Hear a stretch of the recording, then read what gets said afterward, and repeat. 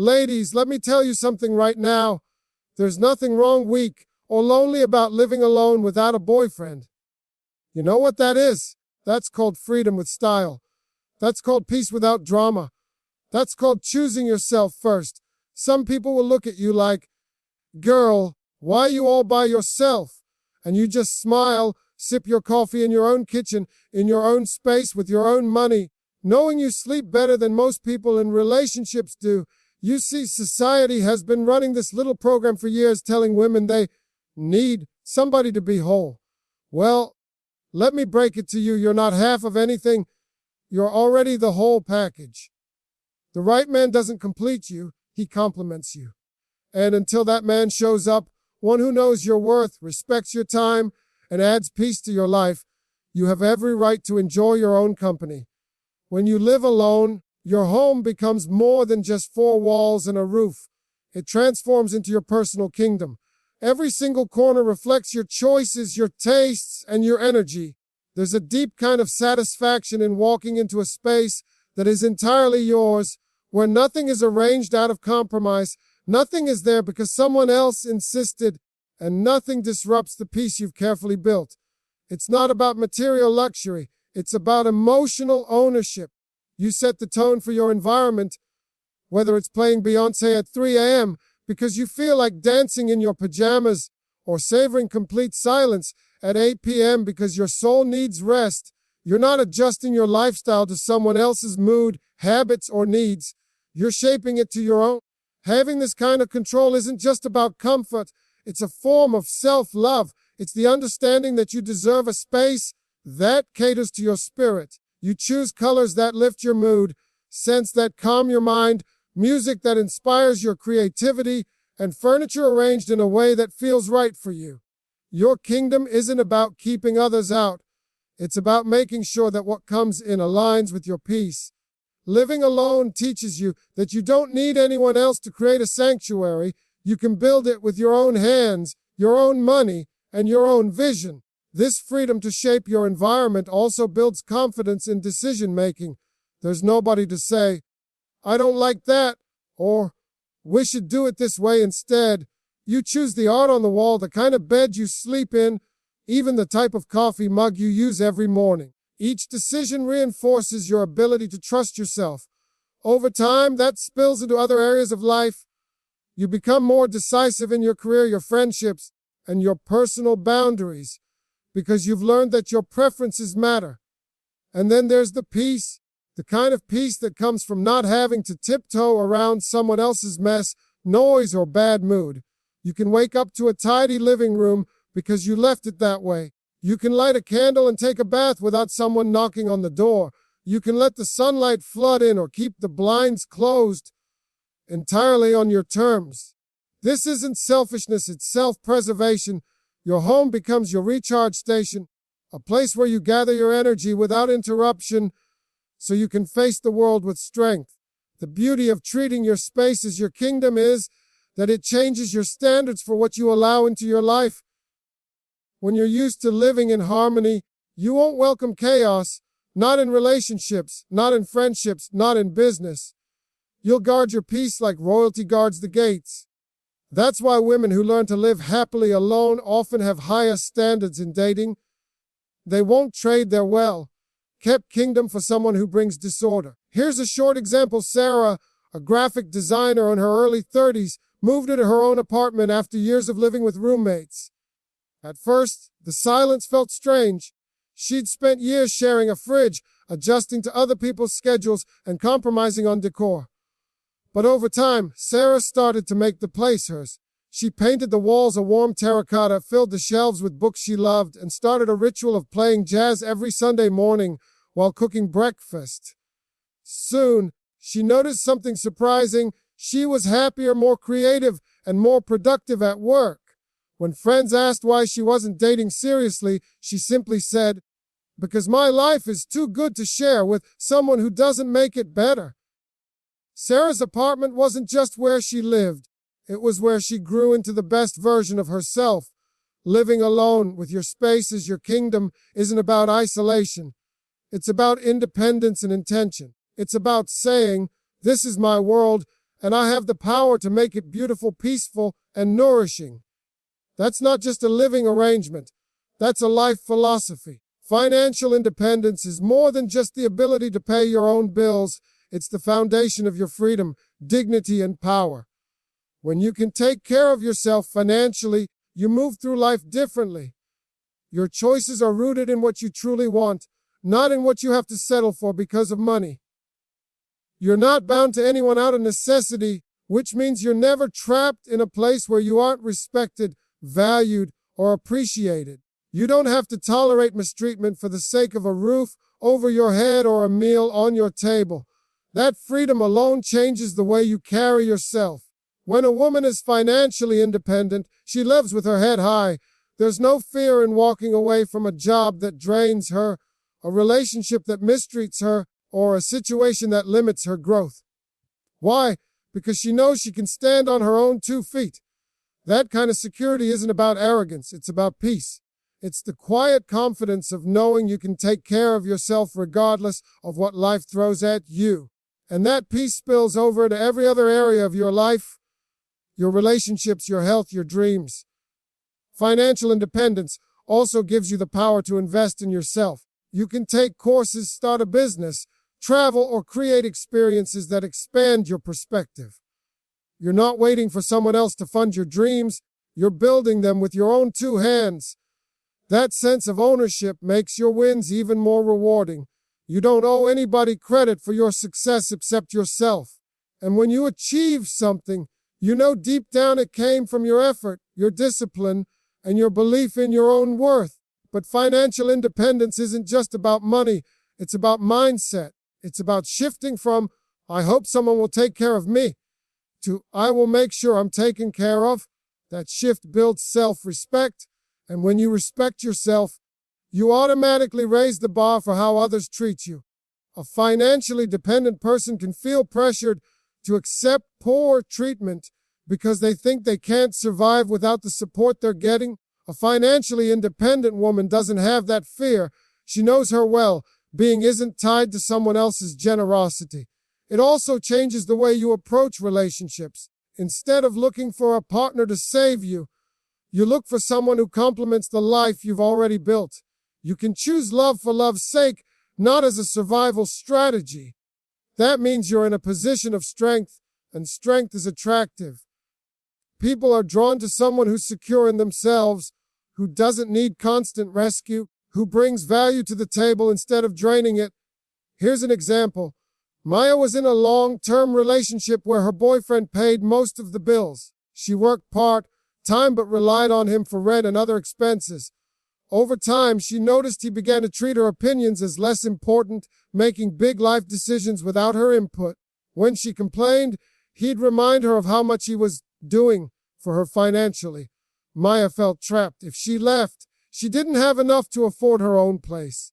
That realization was a wake-up call. She started working more hours, learned new skills, and eventually got a better-paying job. She saved aggressively, built an emergency fund, and paid off her debts. A year later, she moved in her own apartment. The difference in her energy was undeniable. She walked taller, spoke more confidently, and no longer felt the need to tolerate disrespect. She didn't leave her relationship because she hated him. She left because she loved herself more. That's the essence of financial independence options. You have the option to stay because you want to, not because you have to. You have the option to say yes to opportunities and no to situations that don't serve you. You have the option to live life on your terms. Money isn't everything, but the security it provides is priceless. It's the foundation that allows you to build a life full of choices, freedom, and dignity. When you reach that level, you're not just surviving, you're thriving. And that truly is Queen Energy. Learning to love your own company is one of the most powerful skills you can ever develop. When you spend meaningful time with yourself, you start discovering parts of you that you didn't even know existed. You learn what truly excites you, what drains you, and what makes you feel alive. You uncover hobbies that bring you joy without the need for validation from anyone else.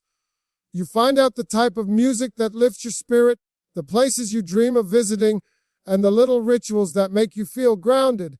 Being comfortable in your own presence means you no longer have to fill every silence with chatter, every weekend with plans, or every moment with another person just to feel whole. You learn that your happiness doesn't come from outside, it's cultivated from within.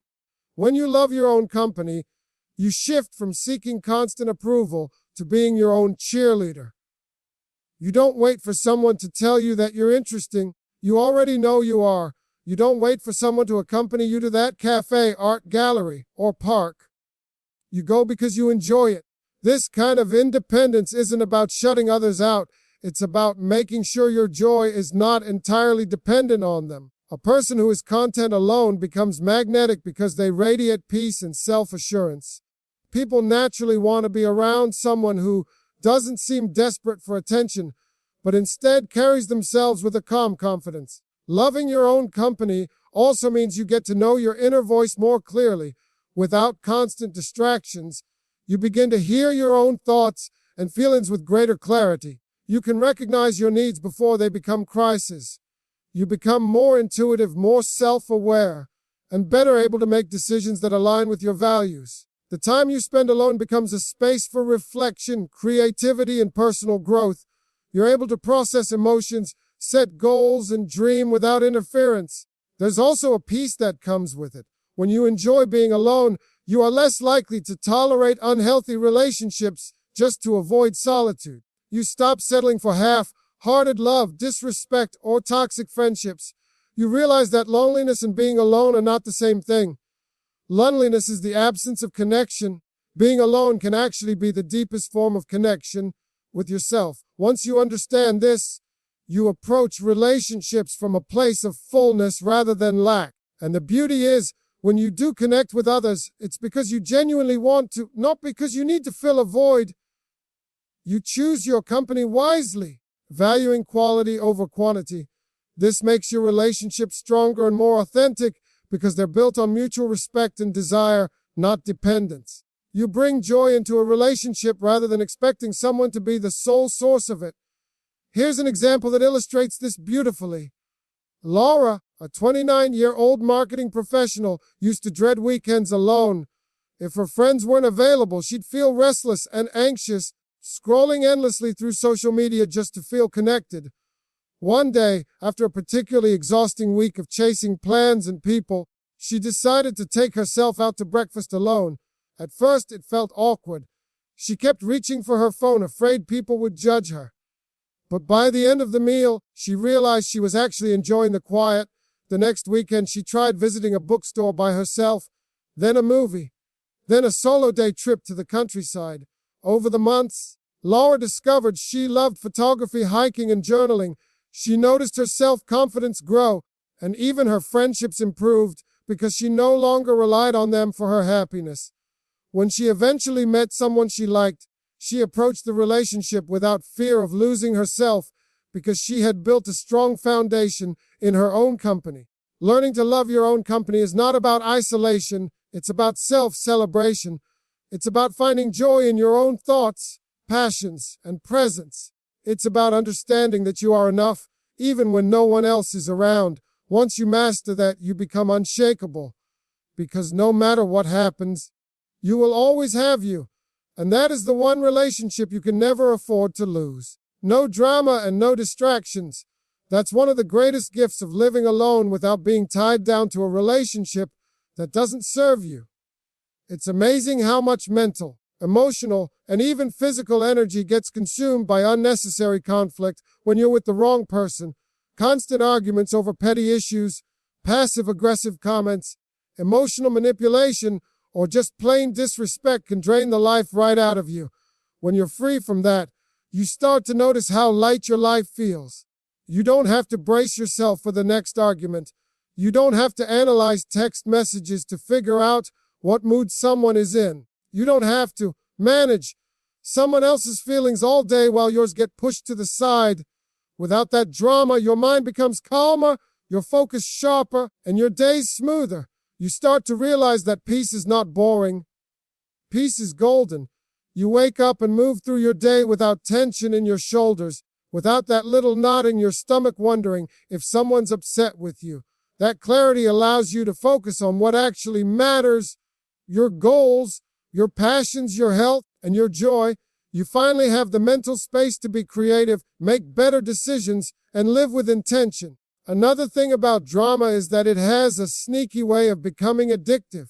When you're used to chaos, peace can feel strange at first, but once you get comfortable with it, you'll wonder how you ever tolerated the mess. You'll see that relationships built on constant ups and downs aren't romantic. They're exhausting. And without those distractions, you get to protect your time and energy. You stop wasting days trying to fix people who aren't willing to fix themselves. You stop playing therapist to someone who refuses to grow. And you stop sacrificing your own happiness to make someone else comfortable. No distractions means no one's pulling you away from your priorities. You can actually follow through on your plans without having to constantly accommodate someone else's mood, swings, or demands. You can work late on a project you're passionate about, join a fitness class, take a spontaneous weekend trip, or simply spend a Saturday binge reading without guilt. When you're not constantly cleaning up emotional messes, you have the bandwidth to take care of yourself. And let's be real, drama doesn't just cost you peace, it costs you progress. Every fight, every jealous accusation, every unnecessary argument is time you could have spent building your future. It's like trying to run a marathon while dragging a heavy suitcase behind you. Once you drop the suitcase, you realize how much faster you can go. Here's a short example. Tania, a teacher in her mid-30s, had been in a relationship where arguments happened almost daily. Her boyfriend would accuse her of ignoring him if she stayed late at work, complain about her spending time with friends, and constantly demand explanations for every little thing. Even on her best days, she'd come home to a storm of accusations and sulking. After years of this, she finally ended things and moved into her own apartment. At first, the silence felt strange. No one to text her, "Where are you?" Every hour, no one picking apart her words. But then she noticed something. She had energy again. She started a painting class, something she'd always wanted to do, but never had the time or emotional space for.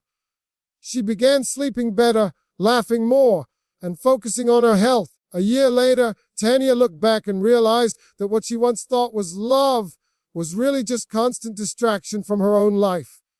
Without the drama, she had finally started living fully. Living without drama and distractions isn't about avoiding relationships. It's about refusing to accept relationships that steal your peace. It's about valuing your time, your mental health, and your emotional balance too much to let them be controlled by someone else's chaos. When you remove drama, you create space for growth. When you eliminate distractions, you create room for clarity. And once you've experienced a life filled with that kind of peace, you'll protect it fiercely because you'll know just how rare and beautiful it is. Setting the standard for your future is one of the most empowering outcomes of being able to live happily on your own. When you're content without a partner, you're not rushing to fill a void. You're not lowering your standards just to avoid being alone. Instead, you're making decisions about relationships from a place of strength rather than desperation. You know what you bring to the table, and you're not afraid to eat alone if no one matches your energy. That's a powerful position to be in because it means you're not gambling with your future happiness for temporary company. When you've built a life that you love by yourself, you realize that any partner who comes into it must be an addition, not a repair job. You're not looking for someone to complete you because you already feel whole. You don't tolerate disrespect, half-hearted effort, or love that comes with conditions. You've experienced peace, stability, and self-sufficiency, and you've learned to protect those things. This means you will never again allow someone to enter your life who brings chaos, drains your energy, or dims your light. Your standard isn't just about what you want, it's about what you refuse to accept. You've seen what it's like to make decisions that serve your growth, and you know the cost of letting the wrong person in. You understand that being alone is far better than being with someone who makes you feel lonely. That understanding becomes your shield against settling for less than you deserve. When you set the standard for your future, you're also sending a message to the world and to yourself about your worth. People can see when you value yourself. They see it in the way you speak, the way you carry yourself, and the way you handle relationships. High standards are magnetic. They attract people who are willing to meet them and repel those who can't. That's why living happily without a partner can actually make your love life better in the long run. It filters out the wrong ones before they even get close. Another important part of setting a high standard is that it becomes a self-reinforcing cycle. The more you stick to it, the more confident you become in your decisions. Each time you turn down a relationship that doesn't serve you, you prove to yourself that your happiness matters more than outside approval. That kind of self-respect grows stronger over time, and it keeps you from slipping back into old patterns. Here's an example to illustrate this. After her divorce, Kara spent 3 years focusing on herself. She bought her own home, advanced in her career, and developed a strong circle of supportive friends. She traveled alone, learned to cook gourmet meals, and even started a side business. She wasn't looking for a relationship. She was too busy enjoying her life. Eventually, she met someone charming who seemed perfect at first, but soon small red flags began to show. He would cancel plans last minute without apologizing, dismiss her ambitions as too much, and subtly criticize her independence. The old Kira might have brushed these things off, telling herself that no one is perfect, but the woman she had become recognized the pattern.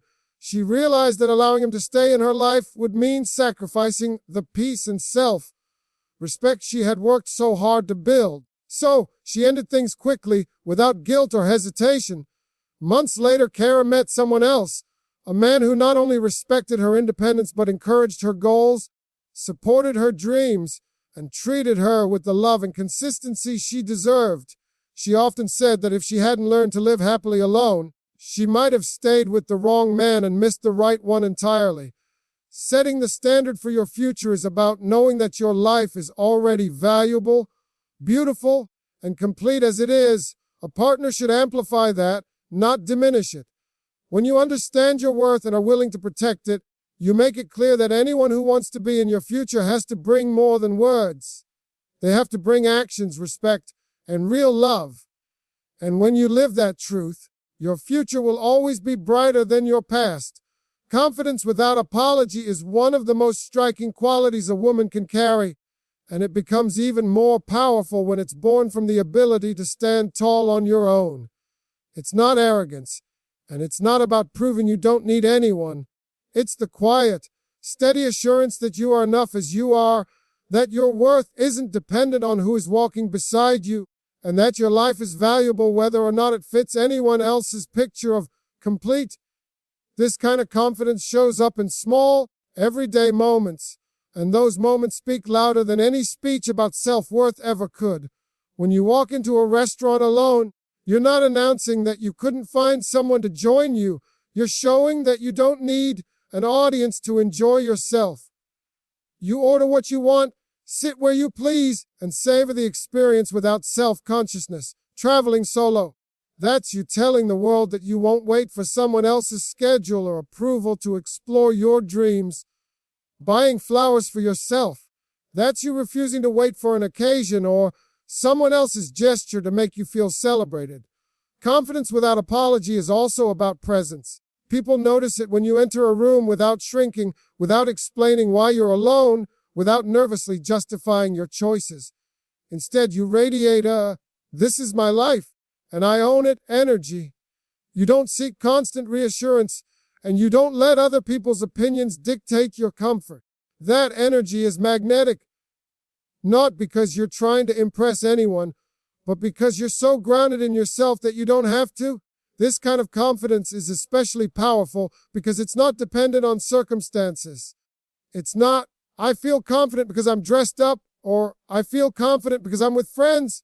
It's, "I feel confident because I'm me." It's rooted in self-acceptance, which means it doesn't disappear when you're having a quiet day, when you're wearing no makeup, or when life isn't perfect. That stability makes you unshakable in situations that might make others feel insecure. Of course, confidence without apology doesn't mean you never feel nervous or self-doubt. It means you acknowledge those feelings, but don't let them run your life. You walk into the meeting, book the ticket, sign up for the class, or try the new thing even when you're unsure, because you've learned that your value isn't determined by the outcome. Every time you do this, your confidence grows stronger. The beauty of unapologetic confidence is that it also inspires others. People see you dining alone and think, if she can do that, maybe I can too.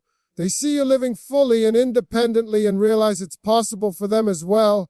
Without even trying, you become a role model simply by refusing to dim yourself or explain yourself. Here's an example that brings this to life. Naomi, a 32-year-old architect, used to avoid doing certain things alone. She loved live music, but would only go to concerts if she had a group to go with.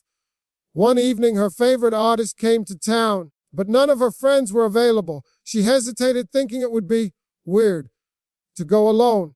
Then she caught herself. Why was she letting other people's availability decide her joy? She bought a single ticket.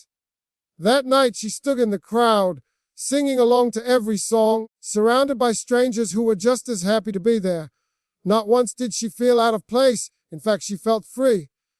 That small decision shifted something inside her. A month later, she booked a solo weekend trip to a coastal town she'd always wanted to visit. She walked along the beach, took herself to dinner, and even joined a local art class for fun. The more she did these things, the more she realized she didn't need to explain her choices to anyone. Her life was hers, and she had the right to enjoy it without apology.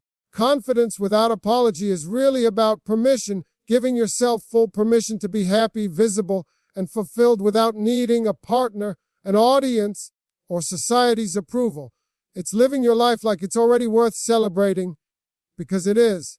And when you carry yourself that way, you not only enrich your own life, you give others the courage to stop waiting for someone else to give them that same permission. Building a life you love without waiting for someone else to show up is one of the most liberating choices you can make. Too many people put their dreams on hold, telling themselves, I'll travel when I'm married, or I'll buy my dream house when I'm with someone, or I'll feel complete when I'm in a relationship. They delay joy as if life will truly start only when they find that special someone. But life is happening right now, and the moments you waste waiting are moments you never get back. Choosing to live fully in the present is a declaration that your happiness is your responsibility, not a gift that someone else has to bring. When you decide to build a life you love, you begin shaping your days around what excites you, inspires you, and fulfills you, without worrying about whether someone else approves. You decorate your home exactly the way you like it, whether that's with bright colors, minimalist designs, or walls covered in art. You pursue hobbies and passions because they bring you joy, not because they impress someone else. You make plans for trips, events, and experiences without waiting for someone to join you, because you understand that your life is worth living right now, in this exact season. This approach to life also changes your relationship with yourself. You stop thinking of yourself as incomplete and start seeing yourself as whole. Every day becomes an opportunity to add richness to your world, not because you're trying to prove something to anyone, but because you truly enjoy the process of living. You find new skills to learn, new places to explore, and new people to meet. You experience the kind of freedom that comes from not having to fit your dreams into someone else's schedule or limitations. The beauty of building a life you love now is that it also changes the kind of relationships you attract in the future. When you're already living fully, you're not looking for someone to save you from boredom or loneliness. You're looking for someone who can add to an already beautiful life. That means you can be more selective, more patient, and more confident in your choices. You're no longer tempted to settle for less than you deserve, just to feel like you're moving forward. This mindset also keeps you from resentment. People who put their lives on hold often end up feeling frustrated, not just at themselves but at their partners for holding them back. But if you've built your own life before anyone else comes along, you know that your happiness isn't dependent on them. You give yourself permission to keep growing, keep experiencing, and keep thriving no matter what. Here's an example that illustrates this clearly. Danielle, a 35-year-old nurse, always dreamed of visiting Italy. For years, she told herself she'd go when she had a husband to share it with. But after a bad breakup, she realized she'd been putting her dreams on hold for far too long. One day, she decided she was done waiting. She booked a 2-week solo trip to Italy. She wandered through the streets of Florence, took cooking classes in Tuscany, rode a gondola in Venice, and watched the sunset over the Amalfi Coast. She met people from all over the world, tried food she'd never tasted before, and felt more alive than she had in years. When she came back, she didn't just have photos. She had a deeper confidence in herself. That trip inspired her to take up photography, join a local hiking club, and start renovating her apartment into a space she truly loved. A year later, she met someone who appreciated her adventurous spirit, but by then, she was clear. Her life was already beautiful, and she wasn't about to give up the joy she'd built for anyone. Building a life you love now is about refusing to live on standby. It's about realizing that the future isn't promised, and that your life is worth filling with meaning, color, and joy today. If someone comes along who can share that with you, that's wonderful. But if they don't, your life is still rich, exciting, and entirely your own. And that is the kind of happiness that can never be taken away from you. So, to every woman out there living alone without a boyfriend, I want you to hold your head high. You are not missing anything. You're mastering independence, peace, and self-worth. And when the time comes that someone steps into your life, it'll be because they deserve the masterpiece you've built, not because you were desperate to fill an empty space. Until then, keep living, keep shining, keep loving the woman in the mirror. Because if you can love yourself this much without anyone beside you, just imagine the power you'll have when the right one finally shows up.